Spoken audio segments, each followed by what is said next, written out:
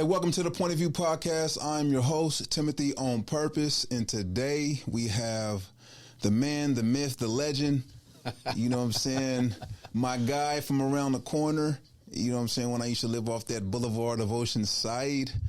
Yeah, we have none other than Mr. Christopher Wells with us today. Is it Christopher or Chris? Christopher. Christopher. Okay. Christopher. Yeah, Christopher Nowadays. Wells. Yes, sir. Yeah, man. How you doing today, bro? I'm doing First great, of all, man. thank you for coming through. Yeah. You know what I'm saying? I know you come a long way, you know what I'm saying, as far as like your travels. I know you were out here anyway, but I know that this was something that we had on the radar, you know what I'm saying, to get locked in while you're here for a couple of days. Yeah. And so, yeah, man, it's a beautiful thing to see. You look healthy, bro. You know what I'm saying? Man. You look you nice and, you know what I'm saying, nice and just for men up. Yeah, know we what I here. mean? We here. All good, man. Yeah, man, what's it been like since you've been back in the city? Oh, man. You know what? After my move that I made recently, leaving the West Coast, and coming back now, it's more focused. So, like, I mean, it's Mother's Day weekend, so, I mean, I've been with moms for like 3 days straight. You know what I mean? We do a picnic, watching movies together, going to the beach. You know, just doing everything. And I tell you what, bro, mothers are strong. Men are strong. Yeah. But mothers are strong in a way. They got a whole nother kind of It's strength, a whole bro. nother. And so for the person that was there, whether on the front line or the background, of all my losses, everything, whatever it was that I went through, my life, that's always, you know what I'm saying?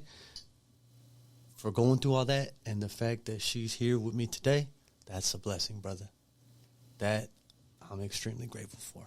Yeah, your perspective is everything, and I know that has to do like some greatness to your perspective. You know what I'm saying? Like, especially with everything that you've been through. You know what I'm saying? Which we'll get into later, but you know, like you said, just to be here, you know what I'm saying, on the other side of it all and be with the one woman who, you know what I'm saying, brought you here, watched you go through your worst, you know what I'm saying, now seeing you at your best, you know, well, at your best for right now. Yeah, we ain't done. No, we're right? not done. We're not done. We're not done, man. Right. You know, we just getting started. Yeah. You know what I'm saying? If you could, man, bless us with your origin story. You know what I'm saying? Like, where were you born? You know what I'm saying? Like, where were you raised? You know, all that good stuff. Okay. Well, yeah, man. You know, I born and raised in Oceanside, California. I grew up right off of Oceanside Boulevard and the Edge Hill and Garrison area. And yeah, man, I left there in 2002, right? Had a couple kids, right? And they getting big on me. Mm-hmm. And I moved away to Iowa, right?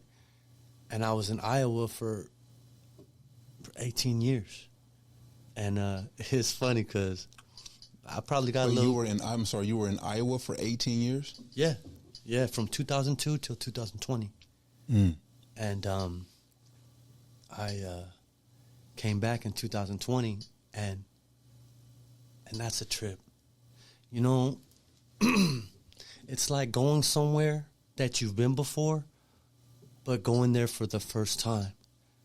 And I've always come back and visit, but living, you know, 70 miles away, you know what I'm saying?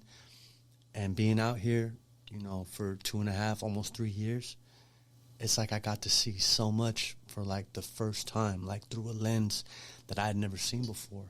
And it made me stronger. Mm. And I'm blessed to where I'm at, man. God has been an amazing, bro, when I came out here in 2020 with a back injury from work, I couldn't even walk. What kind of back injury was it? Oh, all right, I was a livestock hauler, right? Livestock, like? Pigs. I would haul pigs from the farm. So, bro, kid you not, the trailers, man, it's like you're standing up and they're about, I don't know, maybe up to your chest, so you're just kneeling down, like you got to, like, hunch over. anyway, I started feeling pain in June, and I didn't listen to it. And so by the next January, I couldn't walk, bro. You know what I mean? And I had to figure something out. And so I came home, you know what I mean? And what I had at the time was Wells Trucking, right? And I had to turn that into, which at the time was G-Dot Nationwide, and you know what I'm saying, go over the road. But anyway, so back to, before I jump into that, back to that, you know, I did my thing, grinding, grew as a man, grew in business, right? And I'm doing great today. I mean, humbly, you know what I mean? I just bought a mansion, bro. I imagine, you know, coming from Oceanside and being able to purchase, because you purchased your first home in Texas, you shared with me. That's correct. You know what I'm saying? Yes. And them houses is like mansions. You know what I'm saying? Like when it comes to, and you know, I'm kind of like, I'm putting 10s on it, but you know, like coming from Oceanside, where they have like, you know, the prices, it's like you buying a mansion. You know what I'm saying? Right. For some of these properties, Right. You know, you can go out there to Texas and buy 3. You know what I'm saying? Of these types of homes, Right. As far as square footage and land, and still have a little bit of change in your pocket. You know what I'm saying? Is that the case? I mean, was that the case for you? Like, were you able to get a solid little plot of land, a nice, you know what I'm saying, for square footage as far as your, you know, your home, and still have some change in your pocket, or was it a little challenging for you? No, actually, you know, Timothy, for me, no matter what I did, it was a business choice first, right? And so California has a lot of regulations and things that they do to kind of tax the trucking industry. And just as a businessman, I'm like, okay, if I'm going to invest somewhere, I want to invest where I'm cared for. You know what I mean? And Texas has love for its truckers. So that was where it came from. And then the process of purchasing a home, you know, not a lot of people know this, but I was getting ready to purchase around April 2022, but then the economy crashed. That's when everything shot sky high. And you remember fuel prices. You know, there was a while there I'm paying $6.50, $7 a gallon. These things put a lot of people out of business. Mm-hmm. Matter of fact, of the 5 or 6 people that I know that own trucking companies, I'm the only one still standing. So that was a whole nother, you know, challenge, but we made it. God, you know what I mean? God willing, you know. But then, yes, so, I mean, when I went out there, they took me around to like 10 places. But for me, the house that I chose, I mean, it's 3,200 square feet, bro. I mean, it's a big crib. That's nice. 3,200 square feet. Big crib, bro. I ain't been upstairs in a week, but it's just like, you know what I'm saying? But hey, at the same time, That's beautiful, bro. It ain't even about me. I mean, you know, I'm here, and so I'm living it, but everything that I'm doing, my goal is to have a positive impact on my family for generations to come, you know? My hope is that in 100 years, this home is in my family still, you know what I mean? And somebody's raising kids in it and teaching them how to throw footballs and, you know, all the things that come through with a positive and healthy family, you know what I mean? And now I got the blueprint. So in our circle of growing up, you know what I'm saying, and the people, a lot of the have-nots, right? I broke through, you know what I mean? And I got the blueprint now, so it's over. Mm-hmm. You know what I mean? I'm having talks with my kids like, listen, you know, you about to be 20, like, you put the work in, you'll be in a home by 22, 23. Yeah. You know what I mean? Paying it off, you know what I mean? But that's, you know, that's my thing. Let's talk about real quick, if you don't mind. You said you have 2 sons. Yes, sir. What age were you when you had your first son? 25. 25. Yeah. 24, actually. No, 24. 24. Were you, how was that for you? Like, as far as knowing that you had a son coming, when you first found out you had a son coming, what was that, like, what did that do to your perspective, your perception? What did that do to you as a 25-year-old, you know what I'm saying, black man in America, you know what I'm saying? Like, what, unpack that for us, if you don't mind. All right. At first, I mean, I can tell you that I remember, like, after he was born, it was the first time that I had ever kept a job longer than 6 months, right? Looking back, though, I mean, one of the difficult things that I've had to battle and become is not really having a lot of, like, positive role models, like men, you know what I'm saying? So it's like you have a son, but I don't really have, like, the memories or the blueprint on what to do, you know what I mean? So, you start out, you just playing it as it go. But the sad part back then, and I wasn't an awakened individual, so, like, there was a lot of things in me that I learned in the streets, and when it came time to teach or to discipline them, some of these thoughts were derived from that place.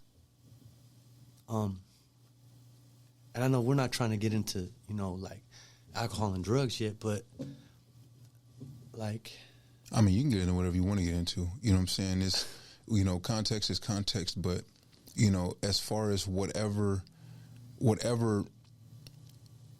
you were actually thinking about and processing about the journey that you were about to step into, to being a father and, like, raising a young dude up in a world that you were looking at through your lens at that time, is pretty much, what I'm reaching for. Okay. Yeah, see, it was a complete unknown. And I didn't really have a place to go to where you're like, you know what I'm saying, like, how did you do it? And getting, like, the feedback type stuff, like that. Not from a man's point of view, you know what I'm saying, uncles and nobody. So, yeah, man, thinking back, I remember the day he was born, and when I did leave the hospital, and I cut his umbilical cord. I mean, I was in there for the fight, you know what I mean? And it was that 50 Cent song, and at the end it's like, all the wrong I did, and the Lord still keep on blessing me. It's like the end of a 50 Cent song. I can't remember the name, but I remember being in there and just feeling that, you know what I mean, and feeling excited, you know what I mean? I really think that later on in their lives is when I've been able to have a bigger impact. Back then, I was lost. Did you feel any fear at all? Or did you feel any, I know you expressed, like, you obviously reflected on all of the stuff that you did wrong, like why, it's a blessing to have a son, you know what I'm saying? Like, but, was there any, were there any doubts that you would be able to actually, lead him? Or were you able to overcome? Nah, brother, you know what? The earliest thought that I can remember or share, it was just like, and not really understanding what I was doing at the time, but it was just like, if there was ever something lacking or something that I didn't know about, I'm gonna make sure that I do this with them and for them, and that's all I would go off of. Amen. You know what I mean? Yeah. So when did you have your second son? 2 years later. Oh, yeah? So 25, 27? Yeah. And they're how old now? One will be 20 in June, and the other one will be 18 in June. Their birthdays are a day apart. Oh, wow. Yeah. Hey, so given your lived experience, seeing them at the age that they're at and doing what it is that they're doing with their lives. Yeah. Like what, I mean, from those earlier moments of just like not really understanding or knowing how to move forward, but knowing that you was going to figure it out. Yeah. And now, you know what I'm saying? Like, what are some things that you can share with us that, like the highlights, you know what I'm saying, of the now, you know what I'm saying, of where you're seeing them at and what they're actually reaching to you? Because I can only imagine they are reaching to you. We're close. Yeah. We're close. No, man, the tripped out part about that is it started happening around when my oldest was like 16, right? And I started getting flashbacks of my lifestyle or what I like what I looked up to or what I valued or what I thought my ceiling was, right? At that age, and seeing him, and I'm amazed. I'm happy. You know what I mean? They are 1,000 times better than I will ever be at their age now. Mm-hmm. You know what I mean? And who they're going to be 15 years from now, I mean, it's all on them. And, you know what I'm saying? And it's beautiful. You know what I mean? Yeah. I mean, I'm grateful. Yeah, for sure. Take us through the process of you actually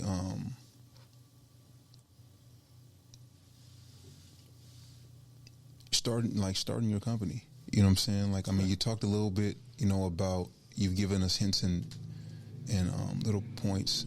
Okay. Since we started about, you know, trucking and, you know, Wales trucking and, you know, driving livestock at some point, but, you know, why trucking for you? You know, why make it that thing that you put your everything into? You know what I'm saying? Like, why put all your marbles in that basket? All right, so look, I can go deep. You can go as deep as you want to go. I hope you go deep. Okay, bro. All right.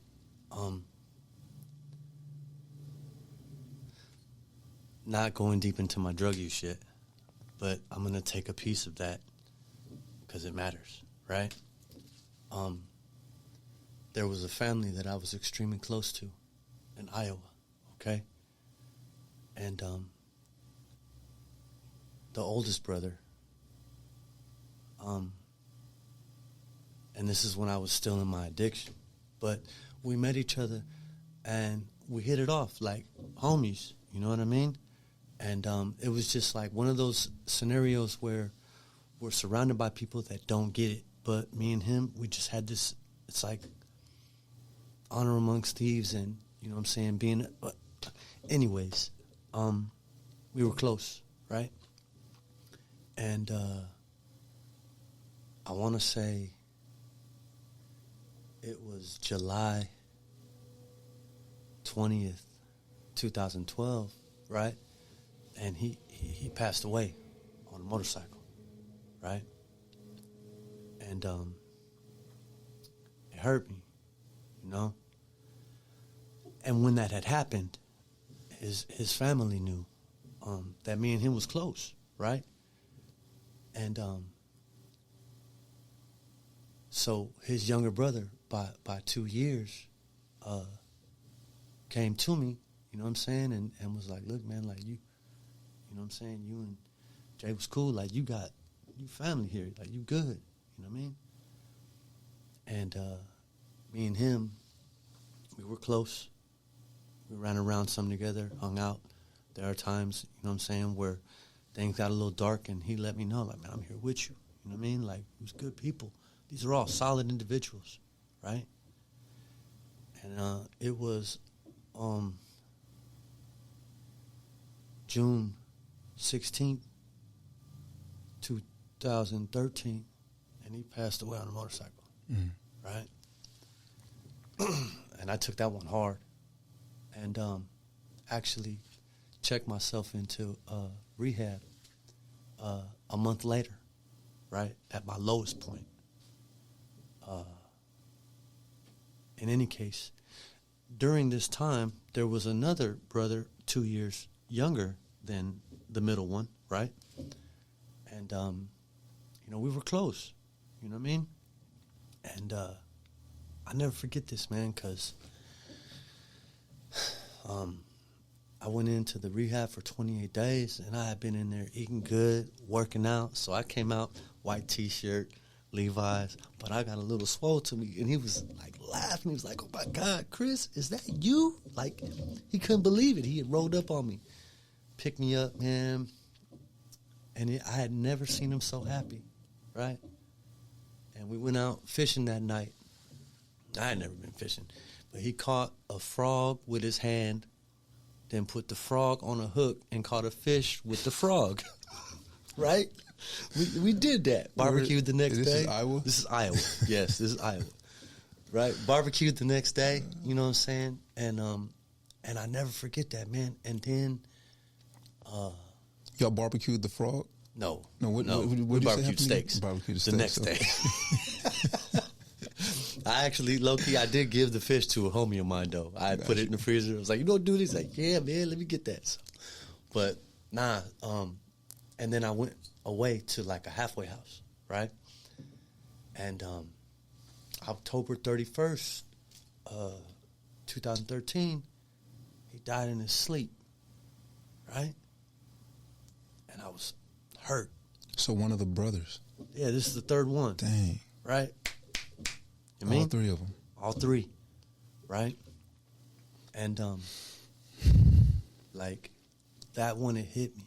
And in that moment, I remember, because I'm in a halfway house. Mm-hmm. And when you are raised in the streets, and I'm sure a lot of people would understand, it's like I was taught, it's like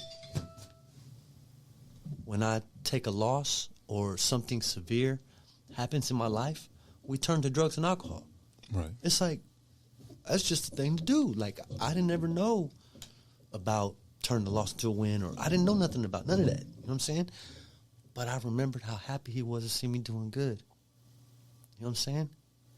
And I told myself that day, I said, nah, man, the last thing that he would want to see me do is go backwards behind him. You know what I'm saying? Mm-hmm. And I was like, nah, you know what I'm going to do? I'm going to live a life that people that I love that are deceased, people that I know that are doing shit like 286 months fed time. You know what I'm saying? People that are doing, like, walking down some serious stuff. Like, I'm going to live a life that they'll be proud of. You know what I mean? And I never looked back. So I continued with that. And then it was crazy because getting into trucking, I was working customer service for, like, Dish Network, right? How can I help you? You know what I mean? And never really had no direction. And then I got laid off, so they sent me to the unemployment, and then I found out about a trucking class. But it wasn't going to work out. But then a friend of mine was like, "Hey, man, you want to drive trucks?" I was like, "Yeah." He's like, gave me the whole, you know what I'm saying, told me where to go. They called me, put me on a Greyhound bus, all that stuff. Well, they didn't put me on a Greyhound bus. They offered me a Greyhound, but that's another story. But anyway, and then I got word. It was April 22nd, 2015, and they called me and was like, "Chris, your dad is dead." And I had talked to him like 4 years, you know what I mean? And I still... How old?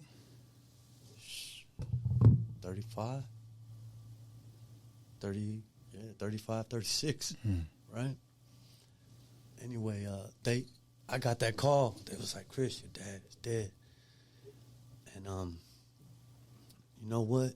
It showed me, like, for, like, legacy purposes, like, we don't know how much time we have on this earth. So what can I do from now until the time for me to go to make this world a better place for the people that I love. You know what I mean? And then a month after that, I started driving. And actually, funny story. So I line up with the trucking company, and I owned a 1995 Toyota Corolla with no muffler. Yeah. Okay? And I drove all the way across country with $236, bro. Mm. You know what I mean? Gas money and ham sandwiches. You know what I mean? Buried my father. And started driving trucks. And I don't know why, but when they told me that I passed my driver's license test, you know, I'm in a quiet area, you know what I'm saying? I yell out, woo, because I was happy. I knew that I just had to get my foot in the door and nothing would be the same. And, you know, for me as a man and in business, I mean, I'm still very low on the rung of, you know what I'm saying, like success, right? But I know that I'm not far from where my life is no longer about survival. It's about quality of life and net worth. Like, I ain't that far, bro. I feel it. You know what I mean? So it's a blessing. I started driving trucks. Nothing has been the same. And I took the stairs every step of the way. I ain't skipped no lessons. Yeah. I ain't skipped no nothing. You know what I mean? Every rung, like boom, boom, boom, boom, boom. You know what I mean? And home ownership was in there too. You know what I mean? I took my time. Yeah. And I'm blessed to be here, bro. I wanted to ask you about your pops. I'm glad you brought him up earlier when you were talking about your sons. That's what I was going to actually segue into, but then I kind of felt led to dive into the trucking. But now that you have mentioned your father, you know, I know you had mentioned with your sons how between your pops or like your uncles or just like no one really that left the blueprint for you to actually move forward with. How do you look at, from your perspective now, you know what I'm saying, as a successful entrepreneur, you know what I'm saying, having driven back, buried your pops, you know what I'm saying, like that's actually within the your foundation of leading you to building a company. How do you look back and how do you look back on those times? You know what I'm saying, as a youngster, you know what I'm saying, under your pops, like what are some of the shining moments, you know what I'm saying, and what are some of the not so shining moments that help you, you know what I'm saying, to stand as the man you are today and actually, you know, push you to be the father that you are today? That's a deep question, brother. You know, all right. So this is a battle that I've taken on myself for my family, right? And I'm gonna ask you, can you name me a black family that has not been impacted by the crack epidemic? Can you name me a family that wasn't impacted by drugs through cousins in some manner, right? I can't. Crack or crystal. Yeah. Or heroin, those three. You know what I'm saying? Like that whole, no, I can't. Okay, so, I mean,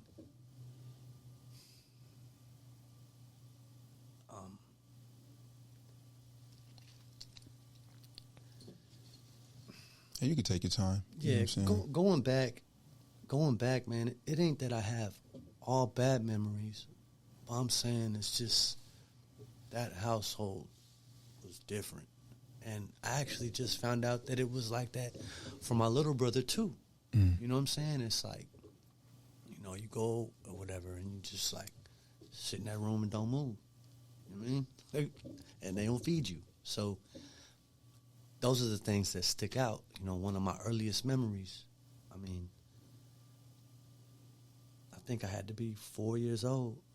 It's like one of my earliest memories. And, you know, my father was doing lines on the table of what I believe was coke, right? And he must have went to the bathroom or something. And I just remember, like, trying to, like, put my finger in it, you know what I mean? And, you know, jam it in my nose. You know what I mean? And he caught me. You know, he came out, hey, you know what I mean? He came out, tripped out, you know what I mean? And now, as the man I am today, right, I look at myself, I look at other families, other African-American families, and how has this impacted us as a people, right? All right, so you grow up and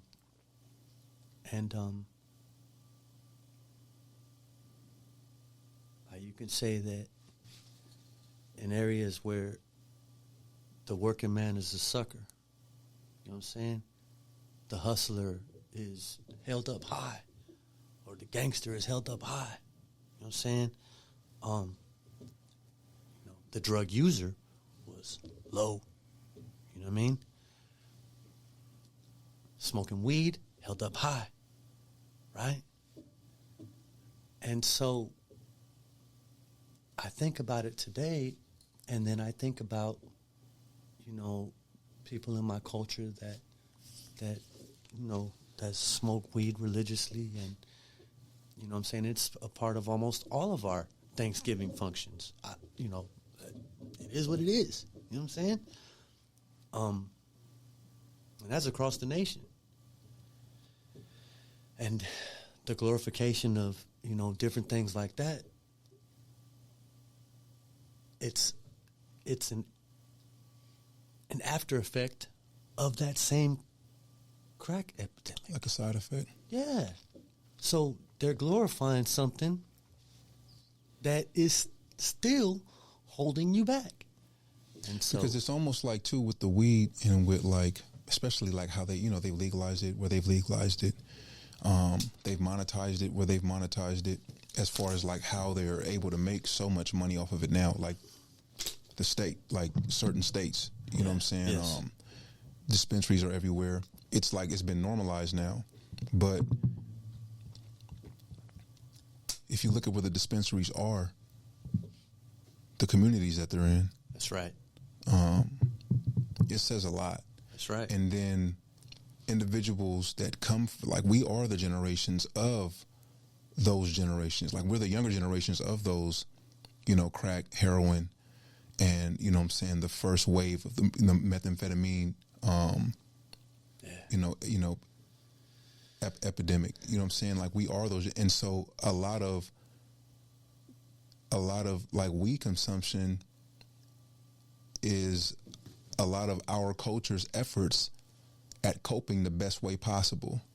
And it's actually been adopted, you know, and prescribed, right, you know, even more so now. Right. And so it makes it harder for an individual to actually back up from it, you know, those who are still, but it's deep, you know what I'm saying? I just wanted to make that point. It's deep, coming from where we come from. Right. And just seeing how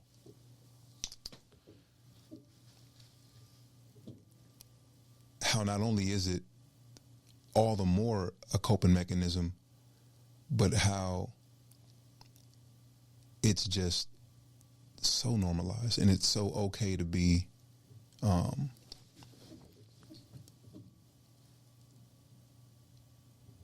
to smoke until you can't smoke no, you know, to smoke until you can't smoke, you know, smoke no more. You know what I'm saying? Like, even between like parents and young.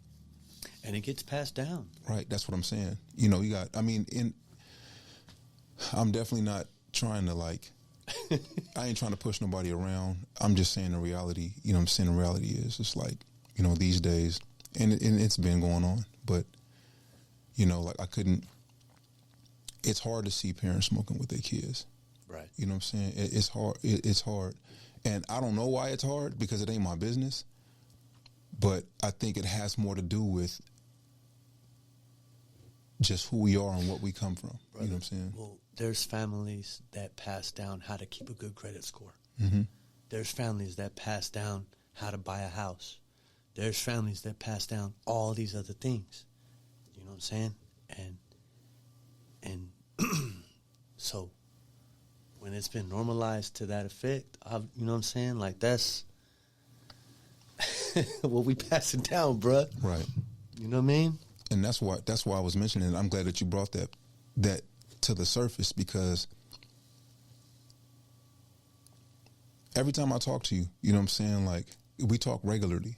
Yes. Every time I talk to you, there is, like you say, you took the stairwell up. That's you know right. what I'm saying, to where you're at. That's right. Which means, I mean, we all know when you take the stairs, you get a workout too. That's right. You know what I'm saying? Like, you get strong. Caught all my lessons. You know what I'm saying? And man, you got, you know, not only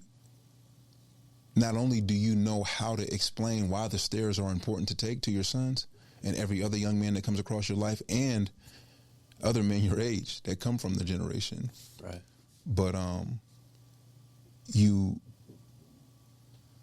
expressing it from experience. You know what I'm saying? And it's empowering to see. It's empowering to hear. You know what I'm saying? Every time I talk to you, you have something to say about something you've learned about, you know, the last phase that you just, you know, overcame, you know, in the most intentional way, you know. But the fact that you have that to hand, you know, the fact that you have that to hand down to your boys and the hand up, you know what I'm saying, to whoever reaches for it is important. But I mean, I like the fact that you brought that up. You know what I'm saying? Like, that's just, it seems like that is now the reality. You see that on certain social media platforms, you know, mothers and fathers, you know, purchasing homes and just investing in ways and showing their kids how to do it in a way that just wasn't accessible to us when we were younger. And not to say that our parents, I know my mom and that just wasn't something that was ever encouraged, you know, or taught in my household or with any individual that was an adult, you know, bringing me up. That's not what was being handed down. But well, yeah, man. I mean, whatever it was that took place in those years, Timothy, and, you know, we lived in Lakewood, you know what I'm saying, in those young years, you know, 11, 12, 13, you know, that's how far we go back, bro. Mm-hmm. And think about all the kids all the kids you can remember from there. How long did it take us to get right? You know what I mean? But it's okay, because Mm-hmm. God works with purpose, man. Mm-hmm. And the most beautiful thing is that, for me personally, any negativity that I've ever endured, I've found a way to turn it into something positive. And it made me stronger. You know what I mean? To where I can take the stairs. You know what I mean? To where I can endure. To where the economy crashes and a record number of trucking companies went out of business. I'm still afloat at the moment. With employees. That's right. And business partners. Yes. You know? Yes. Yes. And that came after, right? Yes, that's right. You know what I'm saying? We growing in the garbage. You Yeah, know? man. We in the mud growing, brother. You know? Yeah. That's that Lotus. That's that Lotus reality. Yeah. Yeah, man. But ultimately, you know, okay. That's the negative side. I mean, honestly, you know what I mean? Thinking back, you know what I'm saying, if I'm going to, like, a lot of who we are in the research that I've done, a lot of it stems from the norms that are created, you know what I'm saying, as we're coming up, you know what I mean? And the battle is making it through that, you know what I'm saying, with your head on straight, you know what I'm saying? So then you're spending from 20 to 40 living like pretty decent existence. But if you don't, you know, you like turned a little bit, so you're going to have to find a way to fight out. And the reason why I come here the reason why I love coming to resilience, and one of my goals and one of my passions in life is to help anybody that's young to get on a better path than the pathways that I chose as a young man, you know. Yeah. What is the one thing you had to let go of? I mean, outside of addiction, we know that you know what I'm saying, like you got clean, which started your journey, you know what I'm saying, to owning, you know what I'm saying, your identity and not your identity being owned by a substance. You know what I'm saying? What is the one thing that you had to let go of? If you can narrow it down to one thing to get to where you're at right now. I mean, trucking, as a man, as a significant other, as a father, you know what I'm saying? Like, all right. Yeah, man. So for me, and I don't know if this ain't really a thing, but I would say a mind frame. Like, all right. It's definitely a thing. Okay, so mindset, mind frame. I'm driving trucks. I started in 2015. And then in 2017 and 2018, I bought 2 different lowriders. I'm not knocking lowriders. I love lowriders. You know what I'm saying? They cool, but that was me, right? I had a Cadillac, Fleetwood, and then I bought a Cutlass with hydraulics, and that was how I was rolling. You know what I mean? And that's just a car. But at the time, my mentality, I had to leave the streets. I you know what? Okay, I want to take it somewhere else, and I'm gonna say that this, and I don't mean to leave your question behind, but all right. So look, and this ties into a lot of who I am. All right. And let me start off by saying this.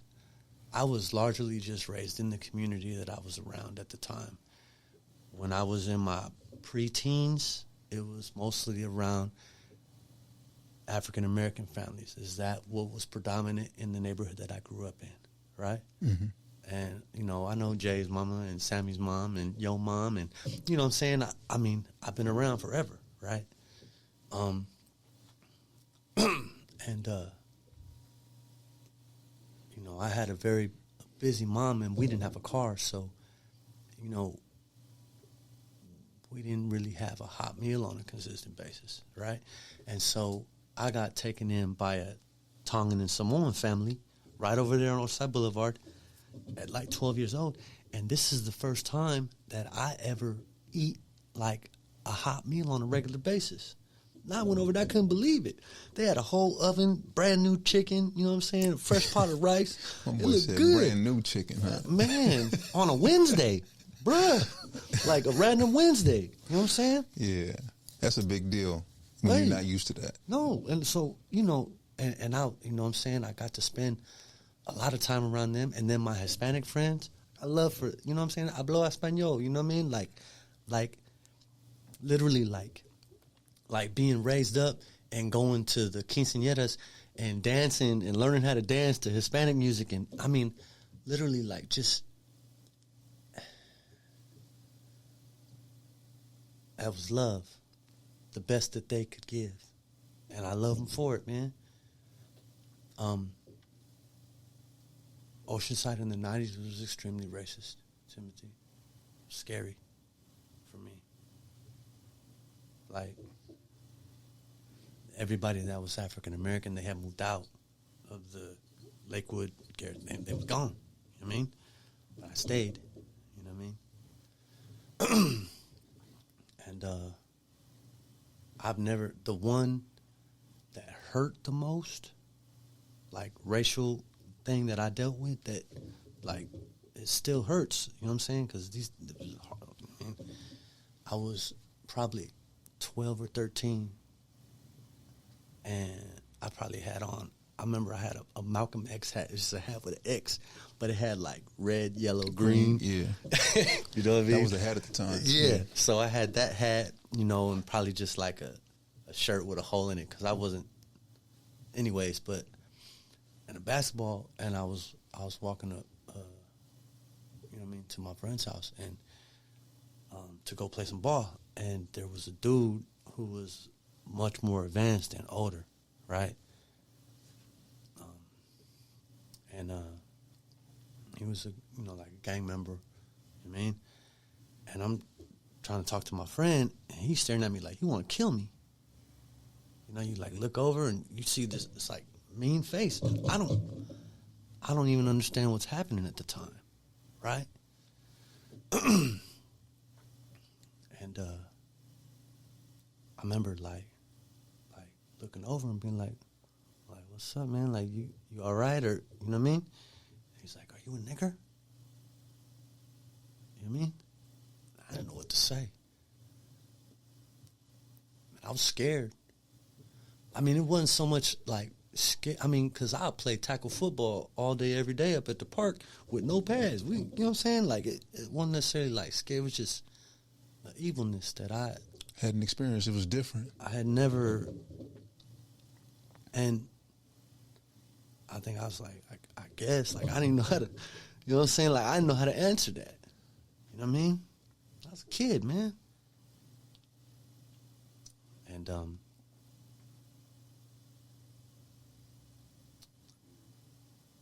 so then, you know,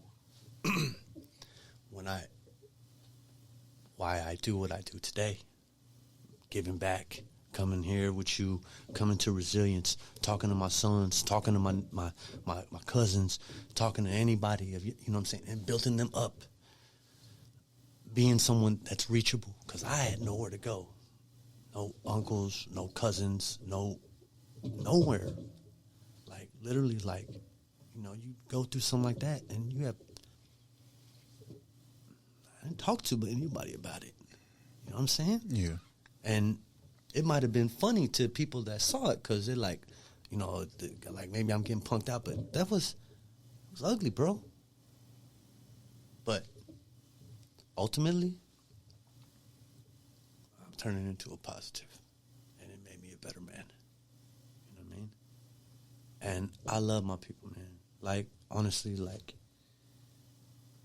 even the ones that ain't in my life no more. You know what I'm saying? I've had loyalty, Timothy. I'm saying, man, like, there's a situation where,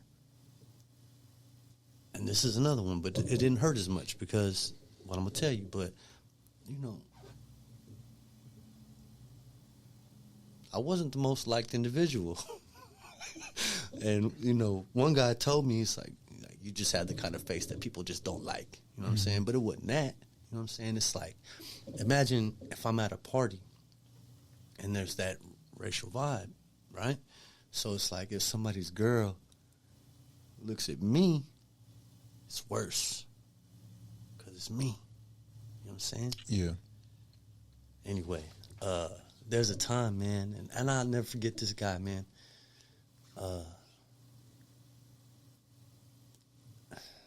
I ain't gonna go deep in the story, but I had a gun in my head. You know what I mean? And they was like, we're gonna kill this nigga. You know what I mean? Like, we're gonna kill him. But you're cool.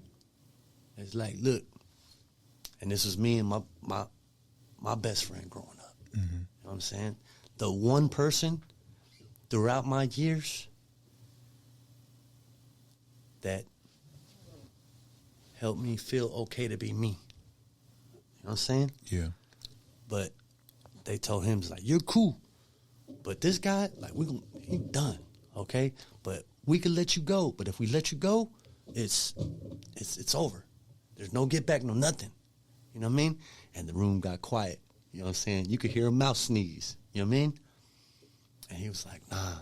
It's like, you blast him, you blast me. And to this day, bro, when I think about that, I get hairs that stand up on my arm. You know what I'm saying? But these things, they shaped me. And it kind of took me further away from, you know what I'm saying, like who I really needed to be. You know what I'm saying? And it put me further, like, into a facade or into, you know what I'm saying, being lost or, you know what I'm saying, whatever it was. You mentioned earlier survival and the fact that you don't have to live like that no more today. No. You know what I'm saying? But I can imagine that pushed you more and more and more into wanting to be able to understand how to survive all the more. Okay. And now you're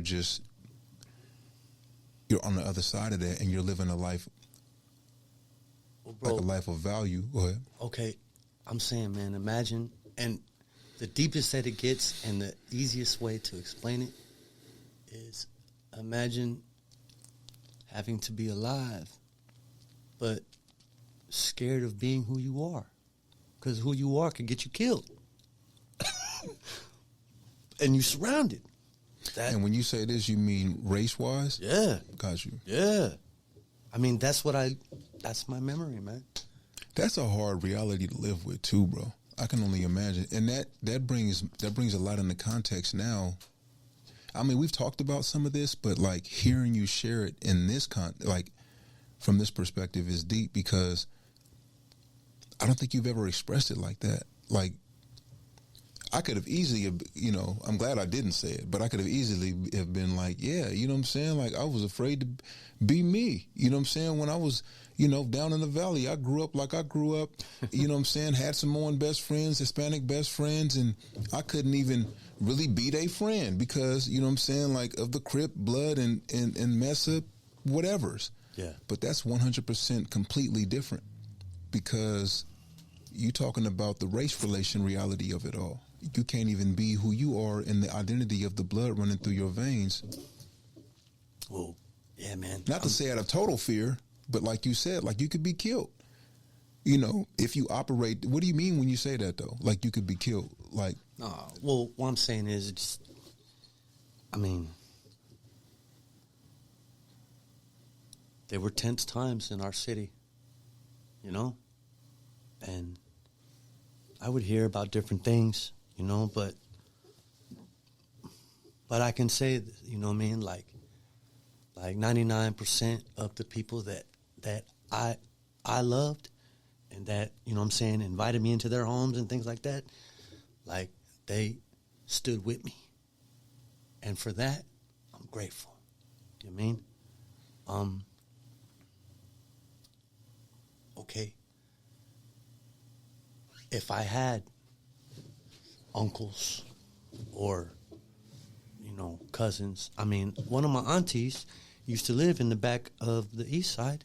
African American? Yes, which obviously they had a, you know, for a while, a long time, they had a set back there and stuff. Yeah. So who knows, like, if they were still around, who knows what way my life could have went, right?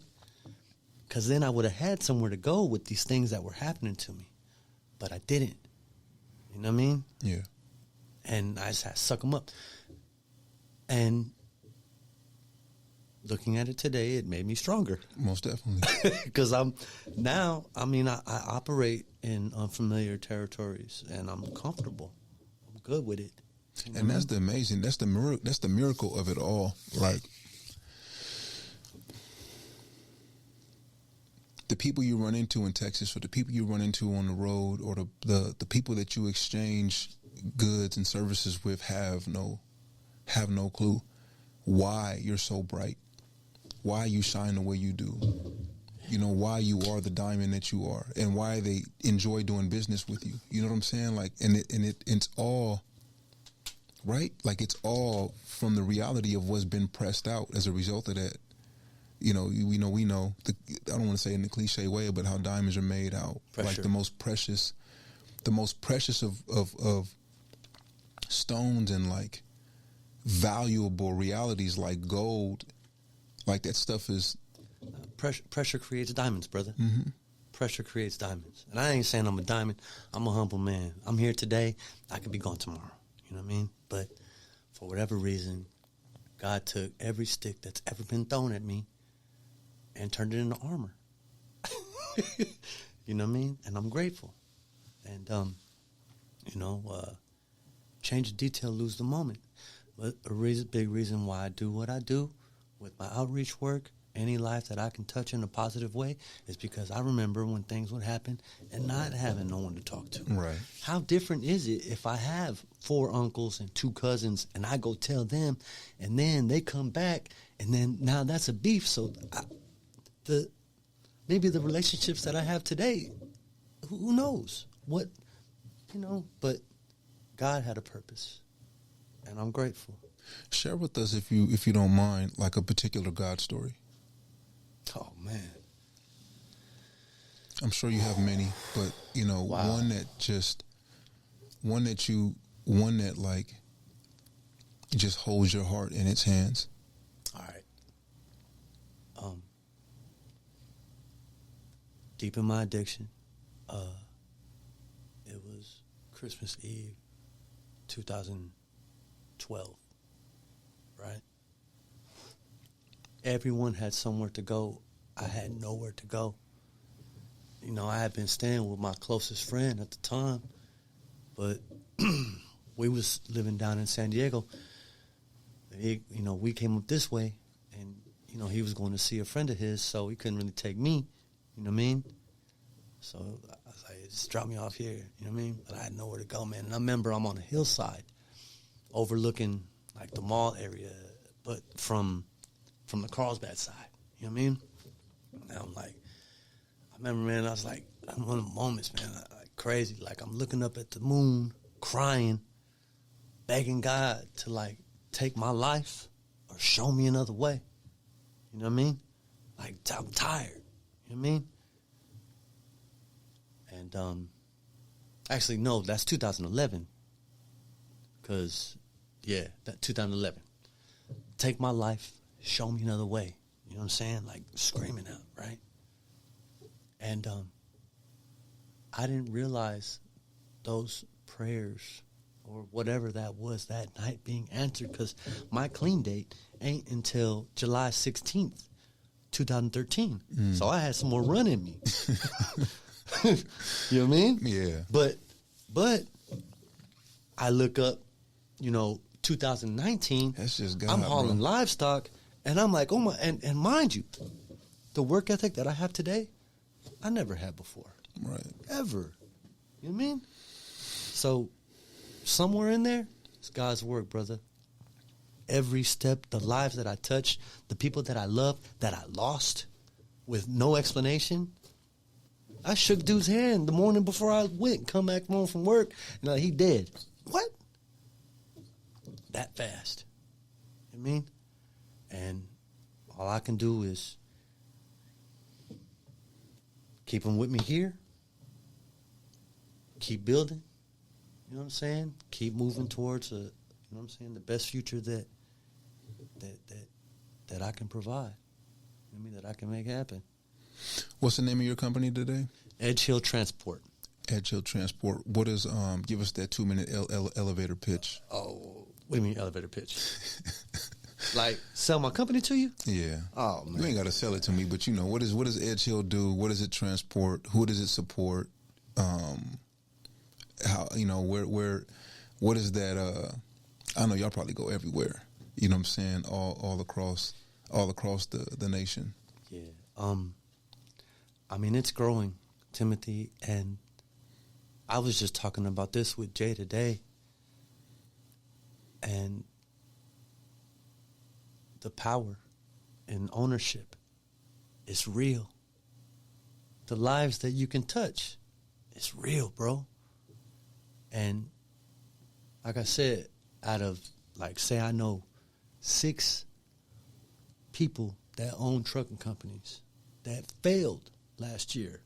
And we still afloat, bro. Mm-hmm. And we grew. So there's something there. You know what I mean? Bro, like, I've been a low bottom addict, man. Like, at my end, you know what I'm saying? I go in, I ain't got nothing but house shoes. You know what I'm saying? And, like, you get something in the mail, and they offering you, $250,000 and, want to upgrade your business, da da da da. And it's a hustle. Like, man, I don't like you try to like sidestep because you feel like, you know what I'm saying, there's something to it, but no, this is just a part of it. You know what I'm saying? Yeah. And it's just, I mean, Edge Hill is the street I grew up on. Man, that's powerful, bro. You know? And I mean, hence you saying you took that negative and made it a positive. that's right. That's all right. the way around. That's right. Because going forward, when we hear the name Edge Hill, it's no longer whatever it was What it then. stood for, yeah. Yeah. Now, it's a company. A whole company stands Whole company, on that. bro. You know? What is, like, what are, I know there has to be 1,000 of them, just like there's 1,000 of those memories. What are some of the best moments you had on the road? You know what I'm saying? Road? Oh, man. You know what I'm I've saying? had experiences, man. I can I mean, imagine. no,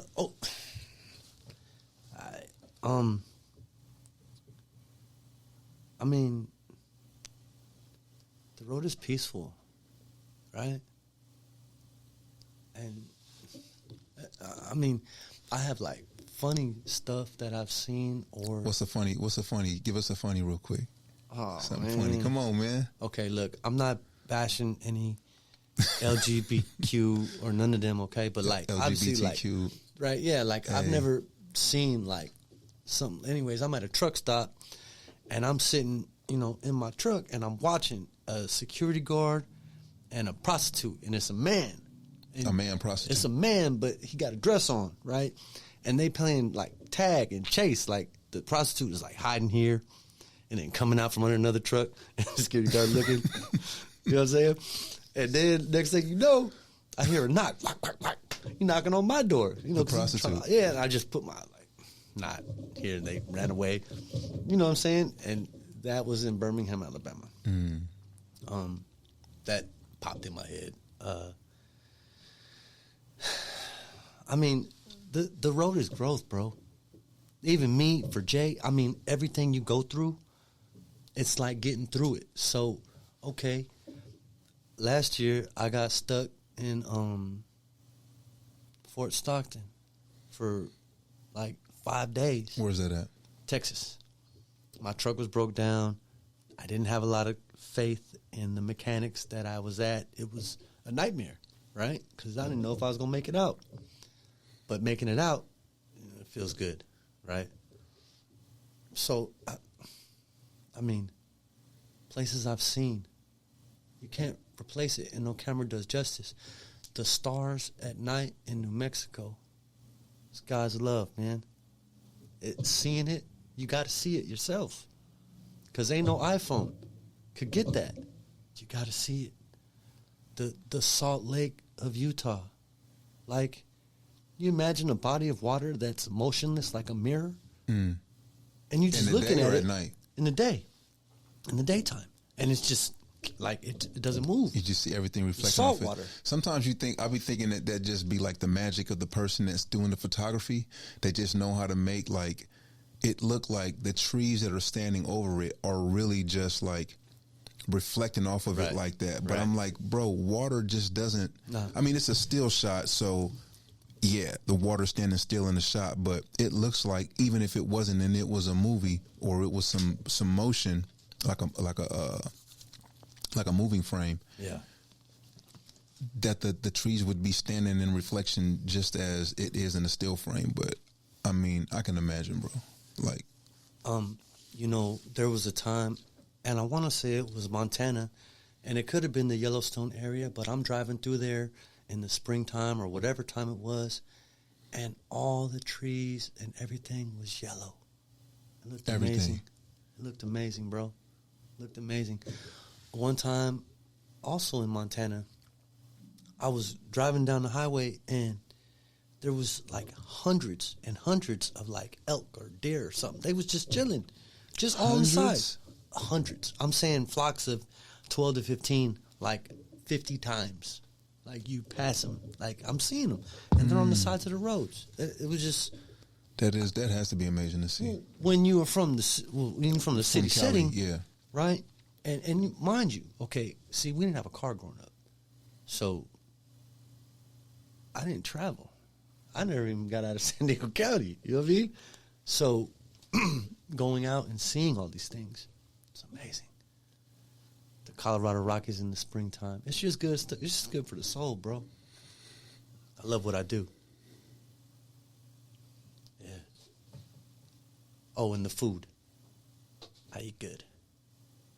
Every region, it's got a different flavor, right? Tacos are actually the best in the Southwest, California, Arizona, mostly California, right? But then you get to the Midwest, and they more up on their pizzas and stuff, right? Or then you get to the South, and you're going to have more like, you know, fried chicken and soul food, you know, like depending on where you at, you know what I mean? Mm-hmm. That's another blessing. I can imagine. Yeah. What's your perspective on failure and success? You can break each one down by itself, or you can just... I mean, for me, failure is when you quit. I don't care if I lose 100 times. You know what I'm saying? If I ain't quit, I'm still in it. I ain't failed yet. You know what I mean? I might take a loss, but, you know, the losses and how we handle them are what defines us. You know what I mean? Mm-hmm. And success, same thing. Similar. Like, you ain't really successful until you decide, like, okay, I'm successful. I mean, look, bro, all right, so right now I own a 3,200 square foot house, right? I drive a convertible BMW. You know what I'm saying? And I could be just as happy in a one-bedroom apartment driving that same Toyota Corolla. You know what I'm saying? So it's just that it's going to, like, kind of depend on the person and what they, you know what I'm saying, what they want. Me, I live with purpose. So the things that I'm doing and the way that I move, there's a purpose to it. And it goes beyond me. It's about the people that come after me. You know what I mean? My goal is to change my family for the better for generations to come. If you can, like, what is the, and you can break each one down however you want, what's the mission, the vision, and the values of that purpose? If I set myself a goal, right, and I did, say in 2015, my goal was to be in California, working a job and just making it, just surviving, right? Well, it turned out I came back within 5 years, but I own my own company. So that's a level up, mm-hmm. right? And then if I told myself, okay, well, 5 years after that, you know, you want to own a home. Well, now we're in 2023, and I'm in a crib. But that's part of the, you know, the mission and the vision intertwining. You know what I'm saying? Hard work. Maybe that's a value. And that's one thing in a lot of our culture, from what I've seen, it's like we're scared of hard work, or like the hard-working man is a sucker. But actually, the hardest working people that I know are some of the most successful people that I know. You know what I mean? It don't work like that. But not to mention, bro, the hard, like the work, the how hard. Bro, what you just said is powerful, man, because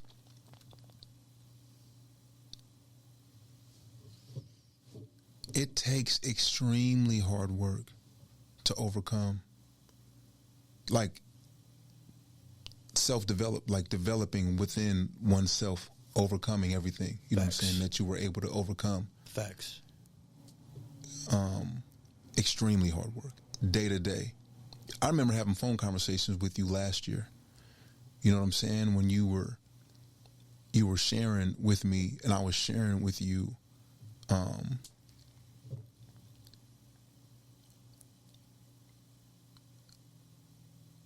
about not necessarily being able to see like what was up ahead. Right. You know what I'm saying? And how other stuff was trying to push us around. You know what I'm saying? Like, but we leaned on each other. Yeah. You know what I'm saying? As men, like we were able to confide and communicate with one another in a way that helped us. Now, mind you, when them phone calls ended, you know what I'm saying? Like, it wasn't as easy, you know what I'm saying, as it was when we're on the phone, like, yeah, you know, pouring into one another. Now we got to get off and actually do the work, like do the work. That's right. You know what I'm saying? And make it through whatever we're going through individually with what the one poured into us. But yeah, man, hard work is something that, our culture does struggle with, like embracing and actually like, you know, like putting on the, I don't want to say pedestal, but you know what I'm saying? Like valuing and identifying as a value, you know. I mean, I don't want to ask you in a way like that, like expecting you to have an answer, but why do you think that is? Why do you think that is that, like, you know, our culture just... Okay, this is something, and I've talked about this, and obviously I'm no PhD, right? I'm looking for answers to this just as you are, but one thing that I have thought about, that same mind frame where I talk about what crack cocaine did to our community in the 80s and the aftermath of that, okay? Now, as a young man, even at a job, right? And you're like, oh, he the boss. And you think about somebody who ain't working. He like, you know, just kicking back at the desk while I'm out there lifting boxes and, right? You know what I'm saying? So you begin to internalize that the boss is actually the laziest person around. So then,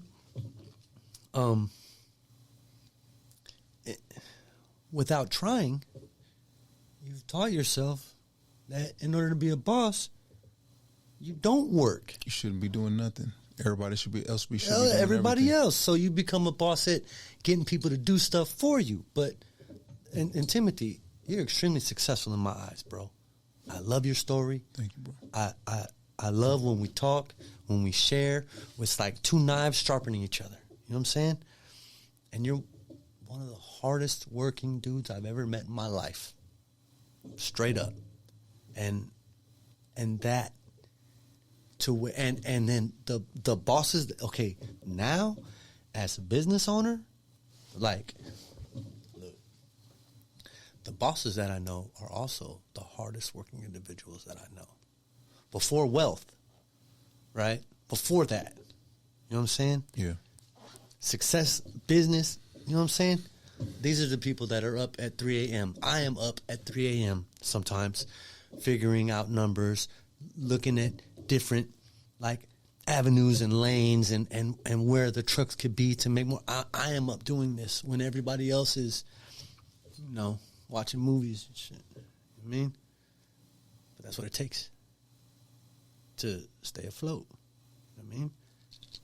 So yeah, man, ultimately I believe that it's just a drawback of that. At some point in time, it's like, because the other cultures, they don't have this problem. You know what I mean? And it's like the hard worker is held up in their community, right? Mm-hmm. And it's cool. I have a close friend, V, of mine, and when he comes home from prison, I miss him. You know what I'm saying? But people, it's like, imagine, you know, doing a dime or 10 years in prison and walking into a situation in a community garnering more respect than a man that's been working 10 hours a day, 6 days a week for 10 years. Who do they go to for advice? Like, you know what I'm saying? They asking this dude, like, I've been gone, bro. I can't tell you, but you probably don't say that. You know what I mean? Yeah. I mean, I don't know, man. Like, that's a great question, Timothy, and that's part of my battle What can I do? You know what's crazy? You know, I'm going to share with you. I don't even know if I've told you this. When I talk about my family personally, okay? And anybody can look it up. In 1967, during the civil rights era of the United States and Black America, Martin Luther King wanted to come to Chicago to speak, right? All the churches closed their doors. Like, all the churches didn't want no part of them. At the time, my family owned one of the largest churches in Chicago, Mount Pisgah Baptist Church. Say that last part again. Mount Pisgah Baptist Church. No, about your family. Oh, okay. When Martin Luther King wanted to come to Chicago, all the churches were scared. They didn't want the problems, okay? My family, at the time, my great-uncle, okay, ran one of the largest churches in Chicago, okay? And they opened the doors to Martin Luther King. And it's when he gave his sermon, when or why Jesus called man a fool. It was when he gave that speech. You can look it up, right? But then when I talk about the, like, what drugs did to my family, like, so we went from that to, you know what I'm saying, doing lines on the table in front of our children. Like, what, you know, like, what happened? But anyway, just a side note, man, because, and this is for our culture, our trying to fix it. But I think it's important to have that as a reference point too, man, with any, you know, going back to the mission, vision and values, you know what I'm saying? Like, of your purpose, you know what I'm saying? Like, all of, and that's ultimately why you and I are here, you know what I'm saying? In this moment, but I'm saying in life period, we're still alive, but in this moment, even more so, being like able to be on the platform. And, you know, I mean, today I'm not putting, you know, obviously I'm not putting my story out there like that. It's you that's sharing, you know what I'm saying, your wealth of wisdom and lived experience with us.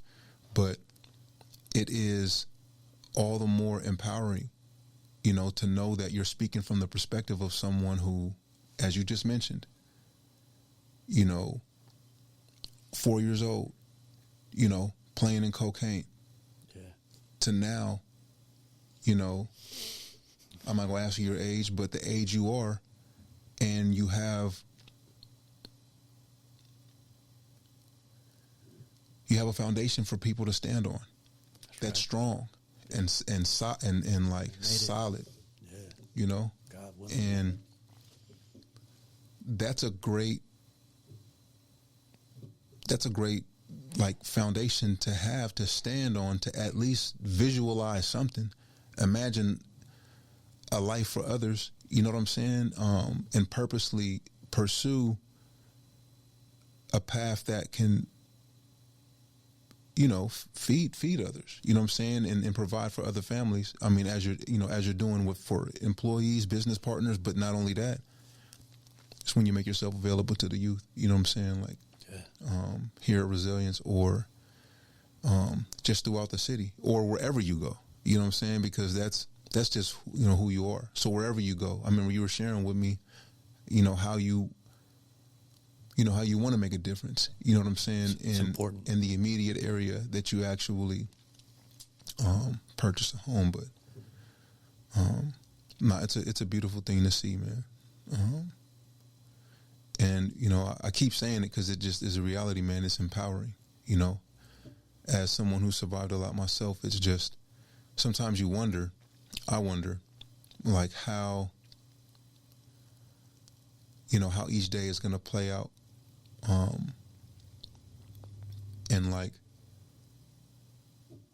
you know, your kids are already grown. You know what I'm saying? Like, I'm just kind of like getting started. So I still have a lot of the, like, struggles, you know, of just wanting to be enough, you know what I'm saying, and wanting to be the man that they see me as being, but, you know, because of, what I've been through, and I don't use the same coping mechanisms that I once did. Right. Even this is one way that I heal, and this is one way that I cope with who I once was. My uncle, I love him because he's like, bro, I don't like hearing you talk about all of that. You know what I'm saying? What you've been through. Yeah. I like to hear about what you got going on now. You know what I'm saying? And what you're doing right now. That makes me feel good.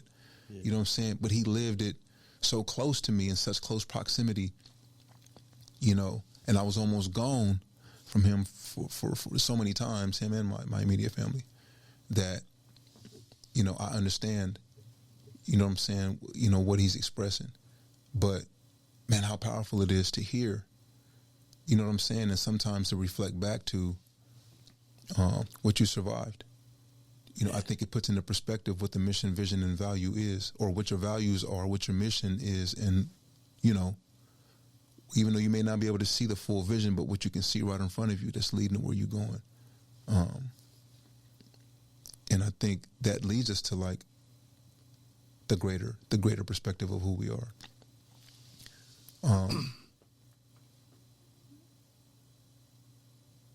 What would you say your next step is? Like, what is, what's on the horizon for, whether it's Chris Wells or whether it's, Edge Transport.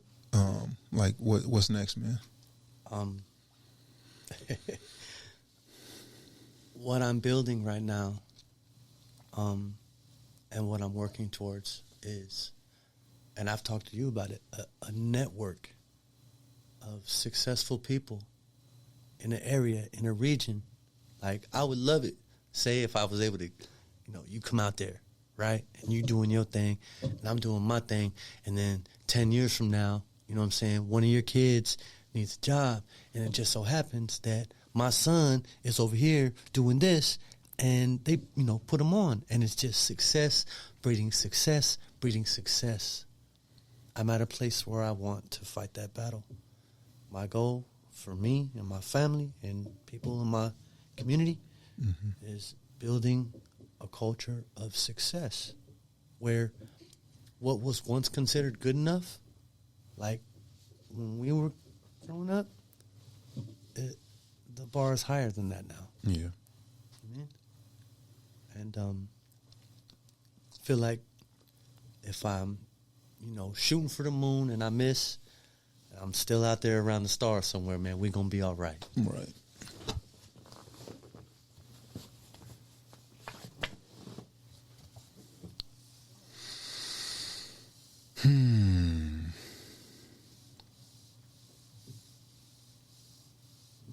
Do you feel successful?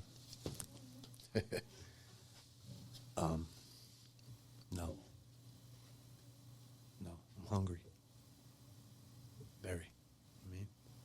This is just the beginning, Timothy. Right? And the battle that I'm in and what I'm trying to accomplish, I might not even be alive to see it come to fruition the way that I want to. But while I'm here, I'm going to do and give everything that I can. You know what I mean? It's just the beginning. What's legacy look like for you? Like, that you want to leave? Like, what is it, Man. I'm already seeing it, bro. Like, okay, for me, like, one thing that's important to me is, like, the relationship that I have with my kids. And although I can't fight their battles for them because they're going to have to put the work in, but still not leaving the field like they're in this by themselves. You know what I mean? And we talk all of it 3-4 times a week. You know what I mean? Staying in tune. So, ultimately, I don't even know yet, bro. 'Cause it's still the beginning for me. But I know that where I'm at and where I'm going is 1,000 times better. Where are you at today? Oh, man. I mean, I'm in an amazing place mentally. I mean, physically, I'm back in the gym, taking care of myself. Just business owner, homeowner, busy man, caring, you know what I'm saying? Look out for my people, you know what I mean? I like to think that I'm probably, death does that. As older members of my family have passed on, right? We inadvertently take on these roles, and what do we do with them? You know what I mean? So I'm probably one of the pillars in my circles. You know what I'm saying? Like I'm gonna give them the good script. I got something to give. You know what I mean? Yeah. Well, man, I can't thank you enough, for sliding through and spending some time with your boy. You know what I'm saying? I can only imagine, bro. Like, I'm not shy to say it, man. Like, I know we gonna be on bigger platforms. Yeah. And we gonna be in greater opportunities to not only share, where we've been, where we at, and where we going, but like to pull people along with us. I don't even want to say pull people, but just like have an extended hand. Yeah. You know what I'm saying? To invite people in. You know what I'm saying? To this journey we on. Yeah. This is just one platform, one opportunity to do so. You know what I'm saying? And I'm grateful that you stepped onto it with me this evening. Is there anything, that you would like to leave our community with as far as